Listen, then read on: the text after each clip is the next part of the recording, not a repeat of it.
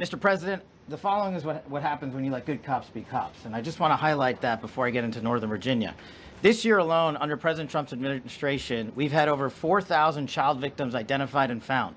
That's a 33% increase from the same time period last year. 33% increase. We've had a seizure of 1,500 kilograms of fentanyl up to this date. That is a 25% increase since the same time period last year. And just to put it in perspective, 1,500 kilograms of fentanyl is enough to kill 115 million Americans. 115 million Americans. Cops are getting after it. The FBI has arrested 19,000 people this year alone. Thanks to President Trump's administrations, that's double than where we were this time last year. And we have also arrested 1,600 people who have committed violent acts against children. 270 of them are human traffickers of children.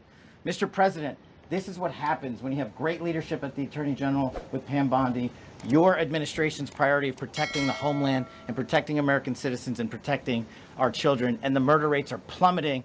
We are now able to report that the murder rate is on track to be the lowest in U.S. history, in modern recorded U.S. history, thanks to this team behind me and President Trump's priorities. And how do we do it? And what are we going to bring to D.C.? What we did in Northern Virginia, thanks to Terry Cole and Governor Youngkin and the team, we stood up a task force out in my Northern Virginia field office, and we said, let's let good cops be cops. Let's get them the intelligence and what they need, and let's get the red tape out of their way, and let's get DOJ partnered up with us to bring great prosecutions. And that's exactly what we did. In 1 month, we arrested 545 violent felons. 545 in the state of Virginia, thanks to Governor Youngkin's partnership.